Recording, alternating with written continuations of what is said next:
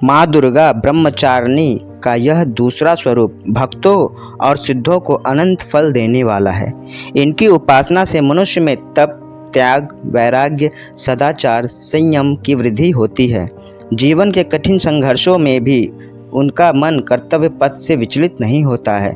माँ ब्रह्मचारिणी देवी की कृपा से उसे सर्व सिद्धि और विजय की प्राप्ति होती है। माँ ब्रह्मचारिणी कौन है? मान्यताओं के अनुसार माता ब्रह्मचारिणी माँ पार्वती का ही दूसरा रूप है, जिनका जन्म राजा हिमालय के घर उनके पुत्री के तौर पर हुआ था।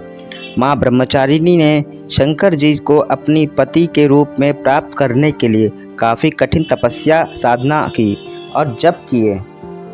इस कठिन तपस्या के कारण उनका नाम तपस्चारिणी यानी ब्रह्मचारिणी पड़ा। किंवदंती के अनुसार उन्होंने केवल फल और मूल खाकर 1000 साल बिताए और 100 साल तक वे केवल शाक खाकर व्यतीत किए। माँ दुर्गे का दूसरा स्वरूप है माँ ब्रह्मचारिणी का स्वरूप। माँ का विधि कैसे है पूजा करने की, आइए जानते हैं। सबसे पहले देवी को पंचामृत से स्नान कराएं। उनके बाद उन्हें फूल, अक्षत, कुमकुम और सिंदूर आदि अर्पित करें। देवी ब्रह्मचारिणी को सफ़ेद और सुगंधित फूल अर्पित करने चाहिए। उन्हें मिश्री या सफ़ेद रंग की मिठाई खिलाएं।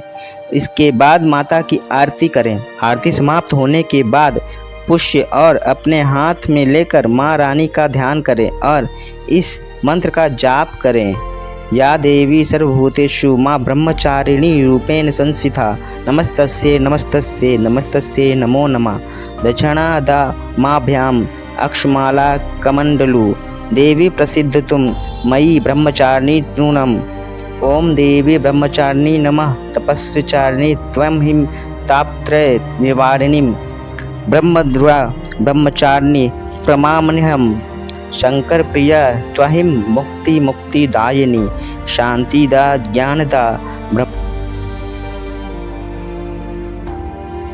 माँ ब्रह्मचारिणी दुर्गा जी का दूसरा स्वरूप भक्तों और सिद्धों को अनंत फल देने वाला है।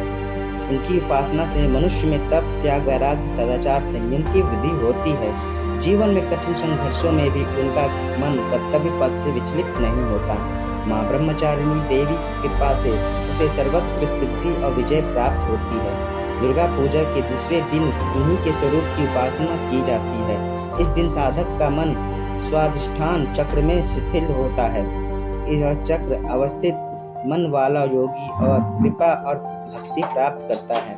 इस दिन ऐसी कन्याओं का पूजन किया जाता है जिनका विवाह तय हो गया है लेकिन अभी शादी नहीं हुई है। उन्हें घर बुलाकर पूजन के पश्चात भोजन कराकर वस्त्र, पात्र आदि भेंट किए जाते हैं। नवरात्रि में दुर्गा पूजा के अवसर पर बहुत ही विधि विधान से माता दुर्गा के 9 रूपों की उपासना पूजा की जाती है।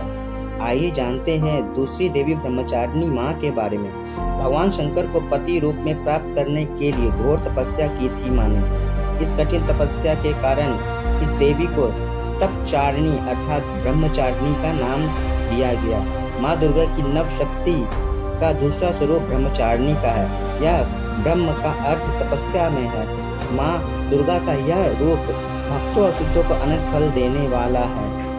पूर्व जन्म में इस देवी ने हिमालय के घर अवतरण लिया था और नारद जी के उद्देश्य से भगवान शंकर को पति रूप में प्राप्त करने के लिए घोर तपस्या की थी। इस कठिन तपस्या के कारण उन्हें तपचारिणी और ब्रह्मचारिणी का नाम से अभिभावित किया गया। 1000 वर्ष के बाद उन्होंने केवल फूल फल खाकर ही 100 वर्षों तक केवल जमीन पर रहकर शाक पर निर्वाण किया।